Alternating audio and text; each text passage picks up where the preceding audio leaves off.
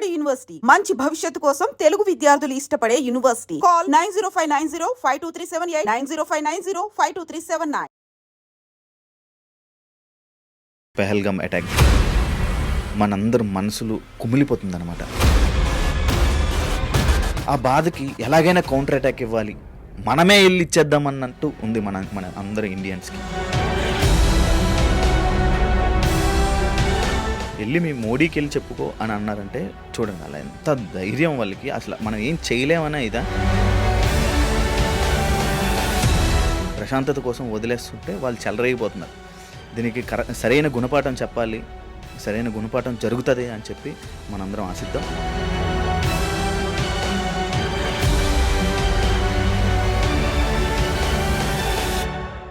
అందరికీ హాయ్, నేను మీ శివ. ఎప్పుడు నేను ఇలా వచ్చి కొన్ని సందర్భాల్లోనే నేను కెమెరా ముందుకు వచ్చి ఇలా మీతో మాట్లాడుతూ ఉంటాను. మళ్ళీ మాట్లాడే సిచ్యువేషన్ వచ్చింది. పెహల్గామ్ అటాక్ గురించి మీ అందరికీ తెలుసు. మనందరి మనసులు కుమిలిపోతుందన్నమాట. చాలా బాధపడుతున్నాం. ఎక్కడ చూసినా అదే న్యూస్. వాళ్ళ ఫ్యామిలీస్ని చూసి, వాళ్ళ ఏడుపులు చూసి మన ఫ్యామిలీకే ఇలా జరిగింది అన్నట్టు మనం రియాక్ట్ అవుతున్నాం అన్నమాట. అంత బాధ ఉంది మనలో. ఆ బాధకి ఎలాగైనా కౌంటర్ అటాక్ ఇవ్వాలి, మనమే వెళ్ళి ఇచ్చేద్దామన్నట్టు ఉంది మన అందరు ఇండియన్స్కి. మన మనసులో కూడా అదే ఉంది. మీకు కూడా అనిపిస్తుంటుంది, అరే మనం వెళ్ళి కొట్టాలి, మనం వెళ్ళి దెబ్బతీయాలి, మనమే దీనికి రియాక్ట్ అవ్వాలి, ప్రతి ఒక్కరు దీని గురించి మాట్లాడాలి, ప్రతి ఒక్కరు దీనికి రియాక్ట్ అవ్వాలి అని ప్రతి ఒక్కరు సోషల్ మీడియాలో, ప్రతి ఒక్కరి ఇన్స్టాలో, ప్రతి ఒక్కరి ఇన్స్టా స్టోరీస్లో ఇదే టాపిక్ నడుస్తుంది. దానివల్ల నేను ఈ టాపిక్ గురించి మాట్లాడడానికి వచ్చాను అనమాట. నిన్న నైట్ సిసిఎస్ నుంచి ఫారెన్ సెక్రటరీ విక్రమ్ మిశ్రా గారు సడన్గా ఒక ప్రెస్ మీట్ పెట్టి మనందరికీ పాకిస్తాన్కి ఏమేమి చేస్తున్నాం అనేది ఒక ప్రెస్ మీట్లో మనందరికీ తెలియజేశారనమాట. అందులో ఏమేమి చేశారు వాటిలన్నిటి గురించి చెప్పడానికి నేను మీ ముందుకు వచ్చాను అనమాట. ఇవన్నీ మీ అందరితో షేర్ చేసుకునే ముందు పెహల్గామ్ గురించి, నేను ఈ అటాకుల గురించి ఎందుకు ఇంత బాధపడుతున్నారు అని చెప్పి మనందరికీ ఉంటుంది కదా కొన్ని ఎక్కడో. అయితే ఎందుకంటే ఒక గుర్రం మీద అక్కడ అటాక్ జరుగుతున్నప్పుడు గుర్రం మీద అందరినీ వీళ్ళనే తీసుకొని వెళ్తూ ఉంటారు కదా. అలా తీసుకుని వెళ్ళే గుర్రం ఆపరేట్ చేసే వ్యక్తి, అంటే గుర్రాన్ని నడిపిస్తున్న వ్యక్తి ఒక ముస్లిం వ్యక్తి. మనల్ని కాపాడడానికి, ఎవరైతే టూరిస్టులు ఉన్నారో వాళ్ళని కాపాడడానికి ఆ టెర్రరిస్టుల దగ్గర గన్ను లాక్కోనంట, ఆ గన్నుతోనే వాళ్ళనే ఫైర్ చేయాలనుకున్నాడంట. వాళ్ళనే ఫైర్ చేయాలనుకుంటే ఈ గ్యాప్లో మిగతా ఎవరైతే ముగ్గురు వ్యక్తులు ఉన్నారో ఆ ముగ్గురు వ్యక్తులు ఒక వ్యక్తి ఈయన ఫైర్ చేసి చంపేశారంట. ఫస్ట్ అయితే ఈయన వదిలేశారంట. ఎందుకంటే ఈయన ఒక పాకిస్తాన్, అంటే ఒక ముస్లిం వ్యక్తి అని చెప్పి ఈయన వదిలేయడం జరిగింది. అయినా ఈయన వెళ్ళిపోవచ్చు, ఈయన వెళ్ళిపోయే అవకాశం ఉంది, కానీ మన గురించి పోరాడాడు.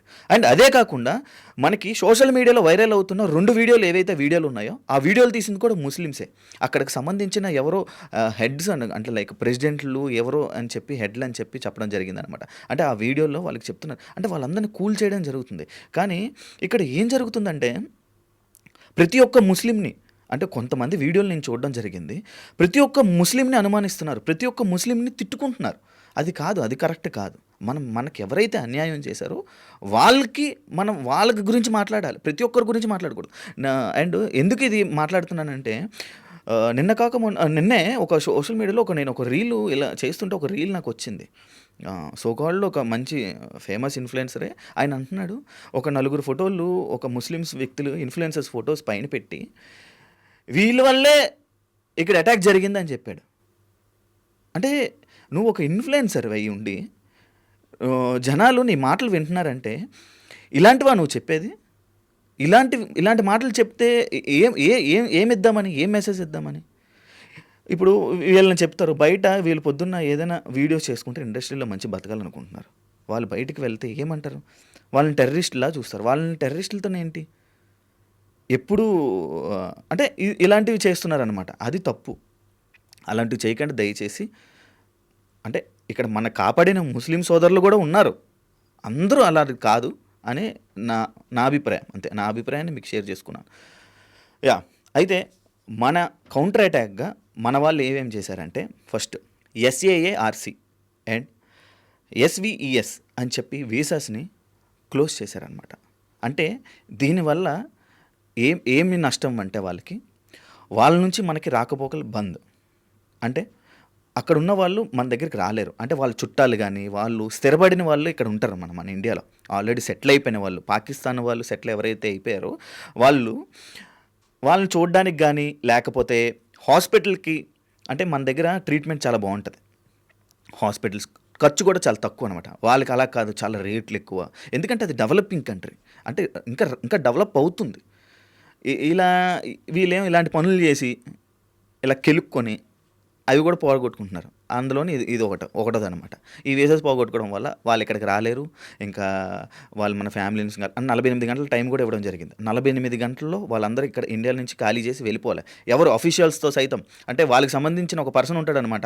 వాళ్ళకి మనకి మధ్యన అనుబంధం అనమాట. లైక్ ఒక మధ్యలో ప్రతిదానికి ఒక బ్రోకర్ ఉంటాడు కదా!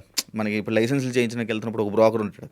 ఆ బ్రోకర్‌తోని ఏ పనులన్నీ చేయించుకుంటుంటాం. కొంచెం లైక్ వీడికి వారికి మధ్యలో ఒక ఇదనమాట. ఇప్పుడు ఒక మినిస్టర్ ఉన్నాడనుకో, పీఏ ఎలా ఉంటాడో అలాగా పాకిస్తాన్‌కి సంబంధించిన ఒక వ్యక్తి మన ఇండియాలో ఒకడు ఉంటాడనమాట. ఆయన్ని కూడా పంపించేస్తున్నారు. 48 గంటల్లో ఎవరైతే చుట్టాల దగ్గరికి వచ్చారో ఇండియాలో, ఎవరైతే వాళ్ళ దగ్గర ఉన్నారో వాళ్ళందరూ వెళ్ళిపోవాలి. అంటే ఇండియాలోనే ఆల్రెడీ ఎవరైతే పాకిస్తాన్ వాళ్ళు ఉన్నారో, సెటిల్ అయిపోయారో వాళ్ళు వెళ్ళక్కర్లా అని చెప్పడం జరిగింది. నాకు తెలిసినంత వరకు ఇన్ఫర్మేషన్ ఏదైతే ఉందో వాళ్ళు వెళ్ళక్కర్లేదు. ఎవరైతే వాళ్ళ చుట్టాల దగ్గరికి వచ్చిన పాకిస్తాన్లో అయితే ఎవరైతే ఉన్నారో వాళ్ళు వెళ్ళిపోవాలని చెప్పారు. 48 గంటలు టైం ఇచ్చారు. చాలామంది వెళ్ళిపోతున్నారు. కొన్ని నేషనల్ ఛానల్స్ కూడా వాళ్ళని టెలికాస్ట్ చేసే అంటే వాళ్ళ గురించి అడిగారంట. ఏంటంటే వాళ్ళు కూడా తప్పే అంటున్నారు. అంటే పాకిస్తాన్లో ఉన్న ఆ జనాలు కూడా ఈ అటాక్ని చాలా తప్పు అని చెప్తున్నారు. వాళ్ళు వెళ్ళిపోతున్న వాళ్ళు కొన్ని బైట్స్ చూశాను అనమాట నేను. అంటే వాళ్ళ పాకిస్తాన్ వాళ్ళ ప్రజలకే వాళ్ళు నచ్చట్లే, వాళ్ళు చేసిన పనులు వాళ్ళకే నచ్చట్లా. లాస్ట్ టైం కూడా ఏదో మన వరల్డ్ కప్ పాకిస్తాన్ వాళ్ళు కప్ చేసినప్పుడు మన ఫ్లాగ్ వాళ్ళ స్టేడియం మీద కూడా లేదు. ఇది ఎందుకు ఇలా చేస్తున్నారు? అండ్ అదే కాకుండా వాళ్ళ ఆర్మీ ఆఫీసరు ఒక 2 వారాల క్రితం మన ఇండియాకి ఒక వార్నింగ్ కూడా ఇవ్వడం జరిగింది. కానీ దాన్ని ఎవరు సీరియస్ తీసుకున్నారు, అది ఎక్కువ వైరల్ అవ్వలే. అలాంటి మన బేసిక్గా మన సోషల్ మీడియాలో ఎలాంటి వైరల్ చేస్తారు తెలుసా? ఏమైనా చూడు, ఇన్స్టాలో రీల్స్ కానీ ఎలా పడితే అలా చేసేవాళ్ళని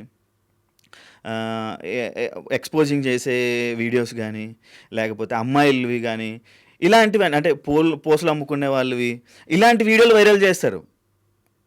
ఇక్కడ వాళ్ళు వార్న్ చేసినవి అలాంటివి అవన్నీ చూడరు. మనకెందుకు? మన పనులు మన ఎంటర్టైన్మెంటు, మనకి సాయంత్రం అయితే ఇది అంతా మన ఎంటర్టైన్మెంట్ మనం ఉంటే చాలు. ఇలా మిగతావన్నీ అవసరం లేదు. ఇలాంటి ఇంపార్టెంట్వైనా ఎవరికి అవసరం లేదు. అందువల్లే ఇలాంటివన్నీ జరుగుతున్నాయి ఇంకా. అండ్ ఇది పట్టించుకోకపోవడం వల్ల ఇలాంటి సిచ్యువేషన్ వచ్చిందేమో. ఆ రోజే వాళ్ళు వార్నింగ్ ఇచ్చిన రోజు మనం కానీ అలర్ట్ అయ్యి మొత్తం అన్నీ ఉంటే ఇలాంటి పరిస్థితి వచ్చేది కాదేమో. అండ్ అదే కాకుండా ఆ నలుగురిలో 2 లోకల్ అంట. అంటే మనకు తెలీదు, జస్ట్ అది విన్నాను నేను. లోకల్ వల్ల వీళ్ళు హెల్ప్ తీసుకొని వాళ్ళు ఇంకొక 2 వచ్చారంట. వీళ్ళు నలుగురు కలిసి ఇదంతా చేశారని చెప్పి ఇదంట. అండ్ అదే కాకుండా ఇంకొక 2ని చంపేశారని కూడా అంటున్నారు. అది మనకి క్లారిటీ రాలేదు. ఒకవేళ క్లారిటీ వస్తే మళ్ళీ ఇంకొక వీడియోలో నేను చెప్తాను. వాళ్ళిద్దరిని కూడా 2 దొరికారు, వాళ్ళిద్దరిని చంపారన్నారు. ఇంకా అఫీషియల్గా బయటకి రిలీజ్ చేయలేదు. అది కూడా తెలిస్తే నేను దాని గురించి కూడా మాట్లాడతాను. అయితే ఇప్పుడు ఈ వీసాస్ వల్ల వీళ్ళందరినీ వెళ్ళిపోలే. 48 గంటలు టైం ఇచ్చారు, ఆల్రెడీ వెళ్ళిపోతున్నారు. ఇదంతా ఒకటి. అండ్ ఇంకొక పాయింట్లోకి వస్తే ఇది మెయిన్. ఇది యాక్చువల్లీ నేను ఫస్టే చెప్పాలి, బట్ సెకండ్ చెప్తున్నాను. Water blockage. మనకి హైదరాబాద్లో కూడా అపార్ట్మెంట్లు అవన్నీ ఎక్కువైపోయి మనకి వాటర్కి ఎండాకాలం వస్తే ఎంత ఇబ్బంది పడుతున్నామో మనకు తెలుసు. వాటర్ ట్యాంకులని కానీ లేకపోతే ఇవన్నీ, అలాంటి వాటర్ని పాకిస్తాన్కి బ్లాకేజ్ చేసామన్నమాట మనం. అంటే అది ఇంకెంత దారుణమో చూడండి. దాని గురించి నేను క్లారిటీగా కూడా మీకు ఇప్పుడు చెప్తున్నాను. ఇది యాక్చువల్గా 1960లో, అంటే మనకి దాదాపుగా 64 సంవత్సరాలు అనుకుంటా. అప్పుడు పీస్ కోసం, అంటే 2 దేశాలు పీస్ కోసం ఈ ఒప్పందం అనేది అప్పుడు రాసుకున్నారు. ఏమని? మన సింధు జలాలు, లైక్ మన వాటర్ని, ఇండస్ వాటర్ ట్రీటీ అనేది ఏదైతే ఉందో అది మనం ముందే రాసుకున్నాం అన్నమాట. అంటే ఈ పీస్ కోసం మనం వాటర్ పంపించడం ఇలాంటివన్నీ జరుగుతున్నాయి. అయితే వాటర్ బ్లాకేజ్ మన ఇండస్ రివర్ని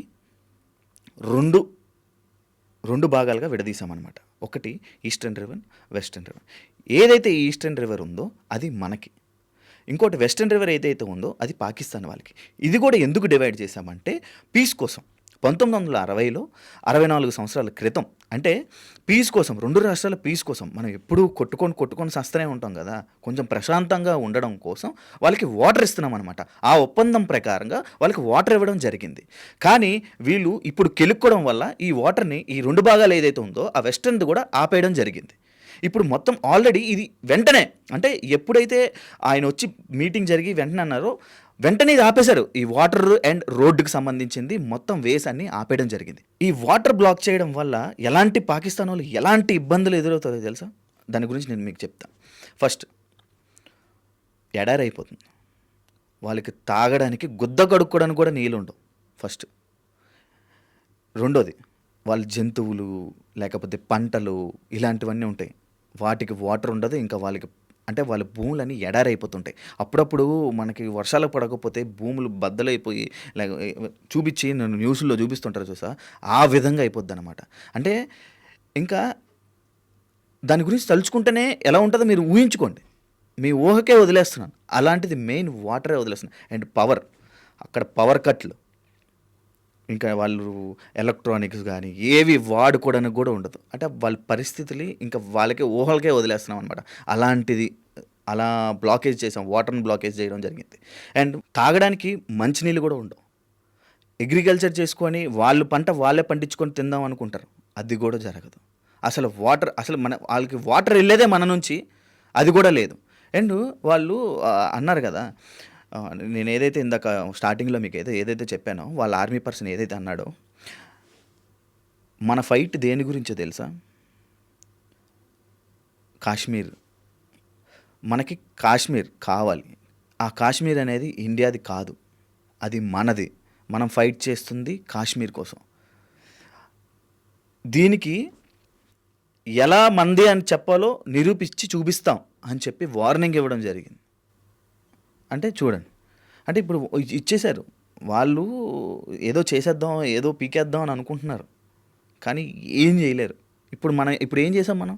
ఈ దెబ్బకి మనం ఈ వాటరు, ఈ ఏదైతే వీసాలు, ఈ ఈ దీనికి ఏదైతే రోడ్లు, మన నుంచి వాళ్ళకి కూరగాయలు కానీ లేకపోతే రోడ్స్ ఏదైతే మనకి రోడ్డు వే ఉందో ఆ బార్డరు, దాన్ని ఆ బార్డర్ని ఏమంటారంటే అటరీ వాగా బార్డర్ అనేది ఒక బార్డర్ ఉంది మనకి. అంటే వాళ్ళ నుంచి మనకి, మన నుంచి వాళ్ళు వెళ్తూ ఉంటారు అనమాట.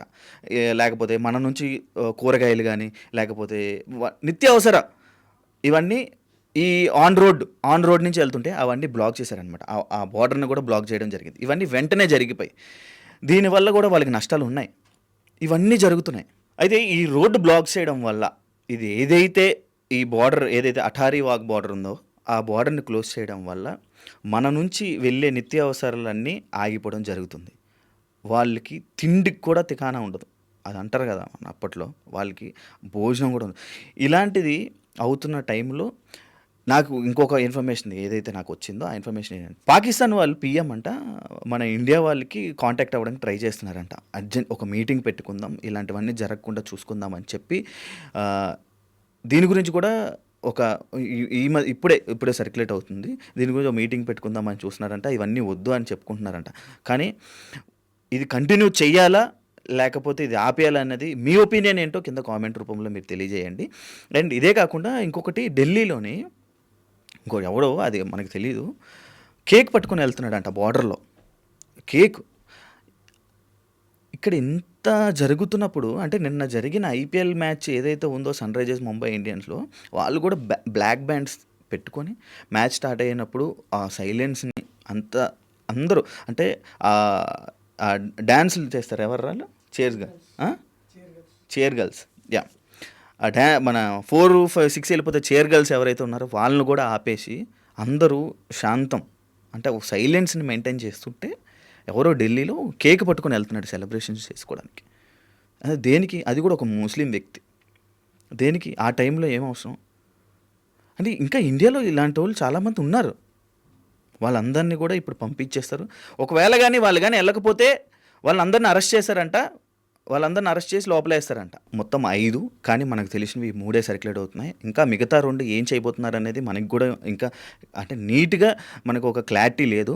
ఆ క్లారిటీ వచ్చిన తర్వాత నేను మళ్ళీ ఇంకొక వీడియో చేసి చూపిస్తాను. అండ్ ఇది ఒక్కటే కాదండి, కౌంటర్ అటాక్ మళ్ళీ మనకి ఇవన్నీ జరిగింది కాబట్టి మన ఆర్మీ, మన ఫోర్సెస్ ఏవైతే ఉన్నాయో అవి కూడా రెడీగా ఉన్నాయి. అండ్ మన బార్డర్లో కూడా పరిస్థితి చాలా దారుణంగా ఉంది. లైక్ ఎలా అంటే ఎప్పుడు ఏ నిమిషంలో ఏం జరుగుతుందో కూడా ఎవరికీ తెలియదు. కానీ మన వాళ్ళు కూడా, మన జనాలు కూడా చాలా వెయిట్ చేస్తున్నారనమాట. ఈ కౌంటర్ అటాక్ ఎప్పుడైతే జరుగుతుందో వాళ్ళకి సరైన దెబ్బ ఎప్పుడైతే మన ఇండియా నుంచి వెళ్తుందో వాళ్ళకి ఆనందపడడానికి వెయిట్ చేస్తున్నారు. అందరూ ఇండియా ఫ్లాగ్స్ పట్టుకొని రెడీ చేసుకొని అందరూ వెయిట్ చేస్తున్నారు. ఆ సిచ్యువేషన్ త్వరలో వస్తుందని కోరుకుంటున్నాం మన మోడీ గారు. అండ్ వాళ్ళకి ఎంత ధైర్యం అంటే వెళ్ళి మీ మోడీకి వెళ్ళి చెప్పుకో అని అన్నారంటే చూడండి, అలా ఎంత ధైర్యం వాళ్ళకి. అసలు మనం ఏం చేయలేమన్నా ఇదా ప్రశాంతత కోసం వదిలేస్తుంటే వాళ్ళు చెలరేగిపోతున్నారు. దీనికి సరైన గుణపాఠం చెప్పాలి, సరైన గుణపాఠం జరుగుతుంది అని చెప్పి మనందరం ఆశిద్దాం. నేను ఇంకొక టాపిక్తో మళ్ళీ నేను ముందుకు వస్తా. అదే మీకు ఏదైతే ఇది చెప్పానో ఇదంతా బ్రీఫ్గా చెప్పానో ఆ 3 అయితే ఇప్పుడు జరుగుతున్నాయి, వెంటనే జరిగిపోయాయి కూడా. ఇంకా ఆ వీసా 48 గంటలు అది ఏదైతే ఉందో అదొక్కటే ఆ 48 అవర్స్ ఇచ్చారు టైము, మిగతా అయితే మాత్రం వెంటనే పనులన్నీ జరిగిపోయాయి. ఇంకా చాలా కొత్త కొత్త టాపిక్స్తో మళ్ళీ మేము ముందుకు వస్తా. ఇలానే మాట్లాడుతుంటా, కొత్త కొత్త టాపిక్స్ కూడా మాట్లాడుతా. అందరూ సపోర్ట్ చేయండి. Thank you so much. Me Shiva signing off.